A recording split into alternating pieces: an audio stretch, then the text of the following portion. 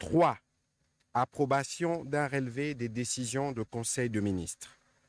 4. Enfin, examen et adoption d'un dossier. La communication du président de la République, chef de l'État, a porté principalement sur les grandes missions et ses attentes pour ses gouvernements remaniés. Il a centré son message autour de l'observance de principes régissant le fonctionnement du gouvernement comme gage de la rationalisation de l'action gouvernementale.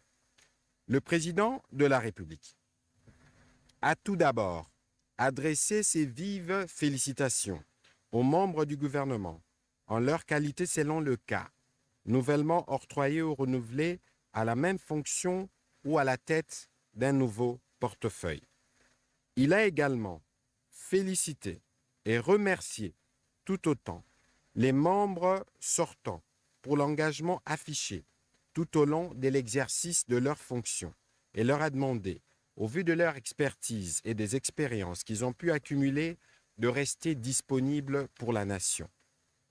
Rappelant qu'au vu du contexte qui est le nôtre, le président de la République a estimé que se voir porter à cette noble fonction ne devrait pas constituer qu'un privilège, mais demeurer avant toute chose une lourde responsabilité qu'il revient d'assumer dès lors que chaque membre du gouvernement doit se considérer au service de l'intérêt général et non le contraire. Pris comme un sacerdoce, ceci appelle à l'adoption d'une attitude, d'une perception et d'un mode d'action tout particulier. Parlant de ces remaniements, qui arrivent dans un contexte dominé par des fortes attentes exprimées par nos concitoyens, essentiellement sur les questions sécuritaires et socio-économiques, le président de la République a chargé les gouvernements à œuvrer de concert pour rendre la stabilité du cadre macroéconomique plus solide, visant prioritairement la préservation du pouvoir d'achat par la valorisation du franc congolais, notre monnaie nationale. À ces sujets, il a rappelé quelques instruments essentiels qui constituent la bréviaire et sur lesquels se fonde l'action gouvernementale.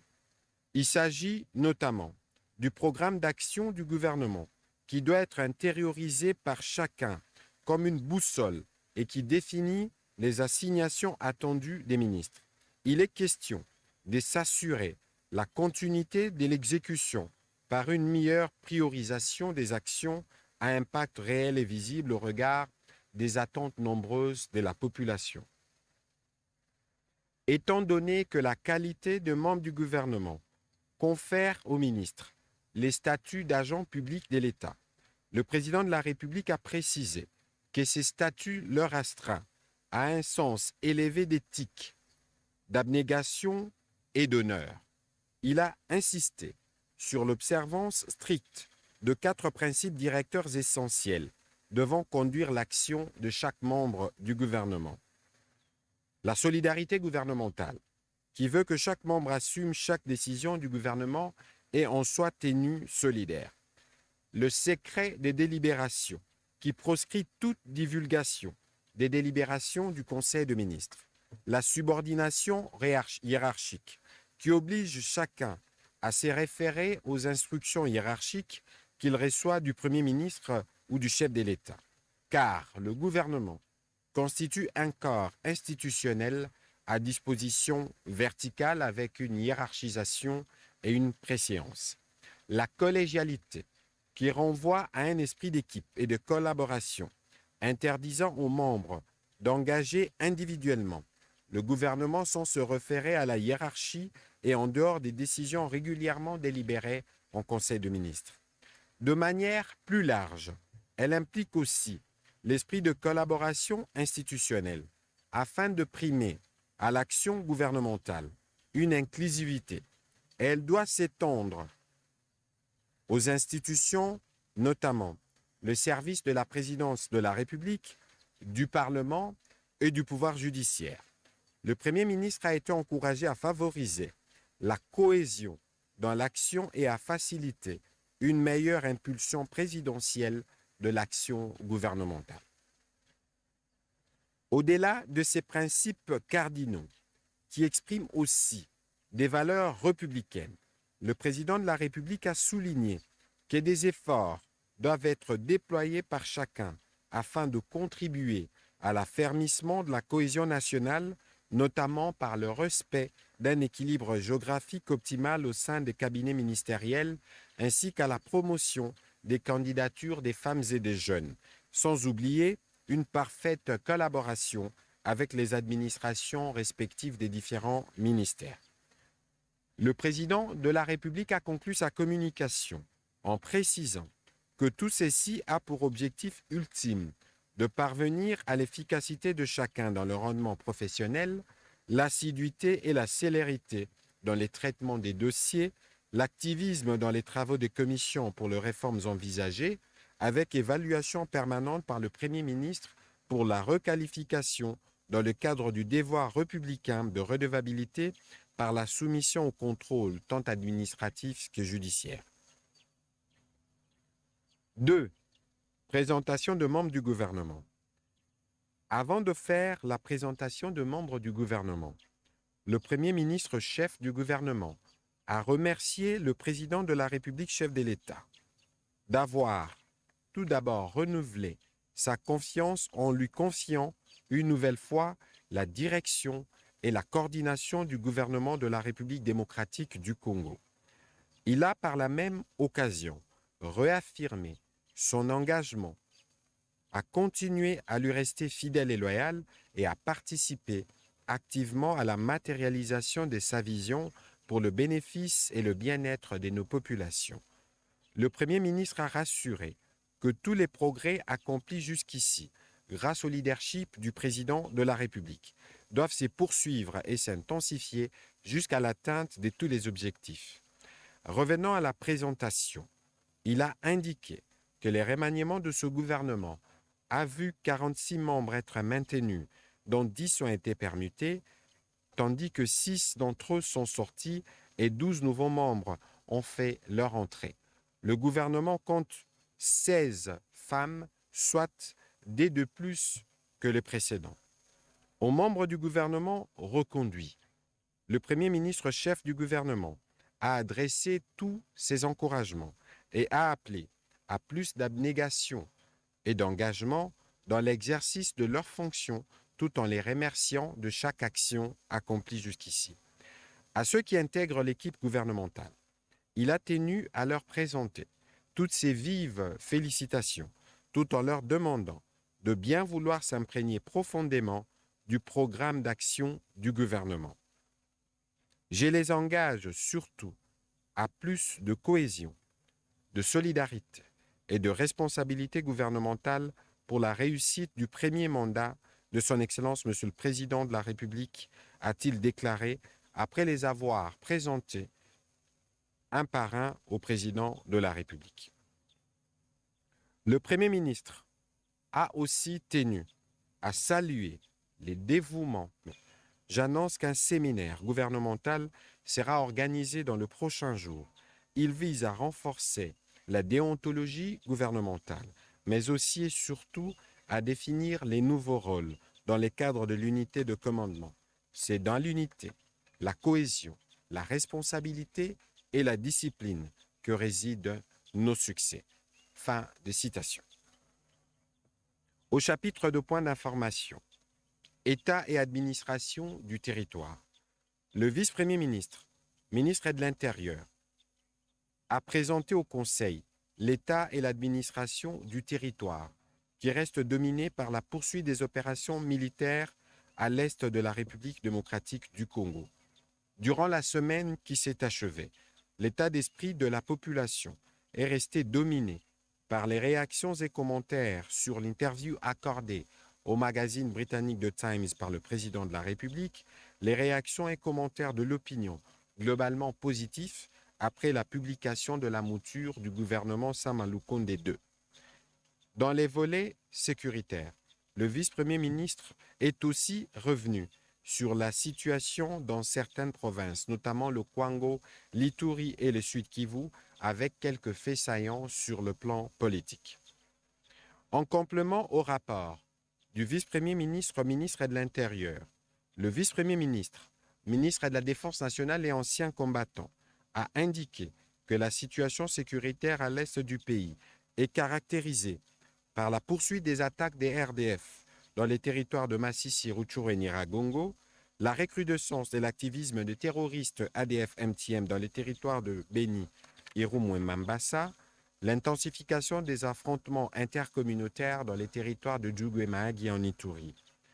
À l'ouest, la situation reste marquée par les conséquences du conflit intercommunautaire dans l'espace ex-Grand Bandundu, particulièrement à Kwamouth. En outre, des efforts fournis consécutivement au plan de redéploiement de la force régionale de l'EAC, adopté le 9 février 2023. Les différentes forces de l'EAC prennent progressivement position dans les différents lieux indiqués par les 10 plans. Ici est de souligner cependant que la prise de position de forces de l'EAC bute aux résistances de la part du RDF M23. À ces propos, justement, le vice-premier ministre, ministre de la Défense, a signalé que consécutivement aux affrontements qui ont opposé les forces armées de la République démocratique du Congo et les terroristes M23 RDF, 3 militaires de l'armée rwandaise ont été neutralisés, dont le colonel Jacques Litaba, commandant RDF dans le Rutshuru Centre. Le vice-premier ministre, ministre de la Défense nationale, a fait part au Conseil du bilan des patrouilles menées du 25 au 29 mars courant par les forces conjointes FARDC et UPDF contre les terroristes ADF-MTM au confluent des rivières Lusi-Loubé et Nzé-Loubé, secteur de Rwenzori. Il s'agit de la neutralisation de 25 terroristes, dont 3 de leurs principaux leaders, à savoir Issa Seka de nationalité ougandaise, Abou Yassine de nationalité burundaise et Chichotara de nationalité kenyane. La récupération de quelques armes et une importante quantité de munitions, ainsi qu'une dizaine de Korans. Durant ces affrontements, un militaire de l'armée ougandaise a été tué aux côtés des forces armées de la République démocratique du Congo. Le Conseil a pris acte de ces rapports. Au sujet de la situation sanitaire, le ministre de la Santé publique, Hygiène et Prévention a centré son intervention autour de quelques points, notamment la situation du déploiement de la couverture santé universelle. À ces propos, il a rassuré que l'ordonnance loi numéro 23/066 du 3 mars 2023, modifiant et complétant la loi numéro 18/035 du 13 décembre 2018, a été transmise au Parlement pour ratification. Pour ce qui est de la gratuité des accouchements et des soins aux nouveau-nés, des discussions sont en cours avec le ministère des Finances en vue de son financement et d'une mise en place rapide. Toutefois, le programme de développement des systèmes de santé PDSS, appuyé par la Banque mondiale, a déjà commandé des kits d'accouchement afin d'équiper 2190 formations sanitaires à travers le pays pour une valeur estimée à 20 millions de dollars américains. En dernier lieu, le ministre de la Santé publique, Hygiène et Prévention a passé en revue la situation épidémiologique du pays, notamment celle du choléra, de la COVID-19 et du monkeypox. Celle-ci reste globalement stable. Évolution de la situation récente sur le marché d'échange ainsi que de biens et services. Invitée à prendre la parole, la gouverneure de la Banque centrale du Congo a fait les points de la conjoncture économique du pays. Il en ressort que le cadre macroéconomique de la République démocratique du Congo reste stable, en dépit de contre-coups induits par les effets du conflit russo-ukrainien. Quoique l'inflation importée influe sur les produits alimentaires et non alcoolisés, l'économie nationale reste résiliente. Pour ancrer les anticipations sur la volatilité de l'inflation et du taux d'échange, le comité de politique monétaire de la Banque centrale du Congo a procédé au resserrement du taux directeur de 8,25% à 9%. Le taux de croissance économique est estimé à 8% en 2023 sous l'impulsion du secteur minier.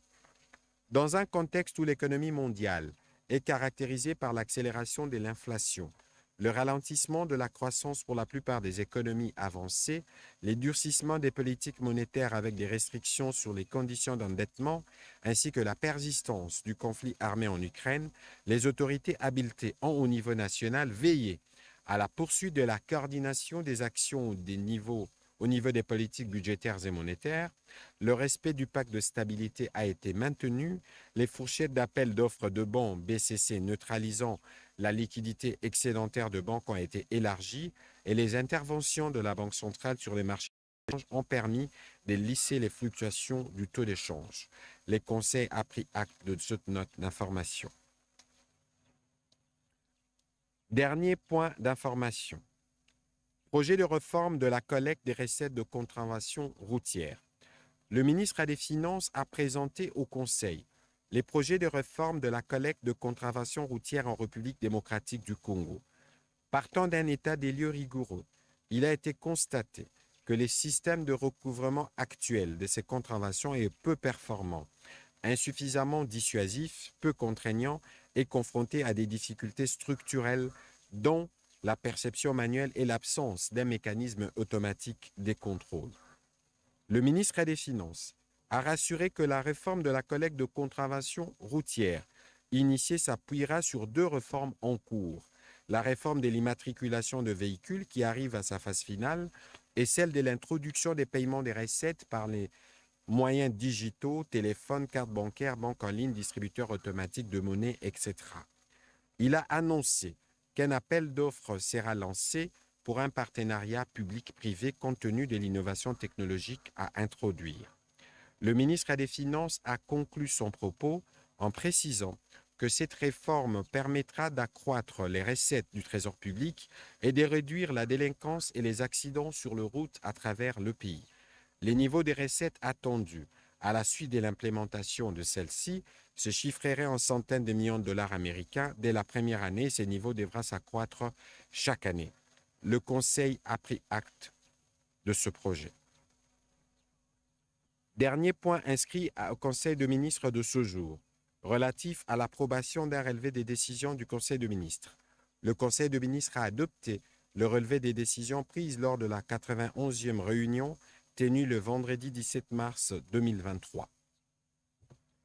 Priorité au peuple.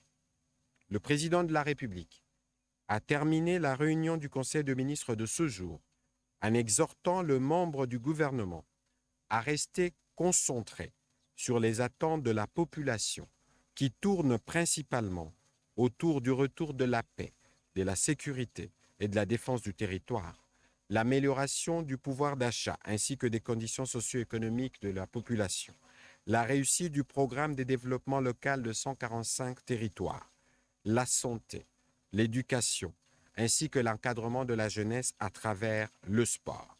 C'est sur ces mots que le président de la République a conclu le Conseil de ministres de ce jour. Commencé à 12h50, la réunion du Conseil de ministres a pris fin à 16h18. Je vous remercie.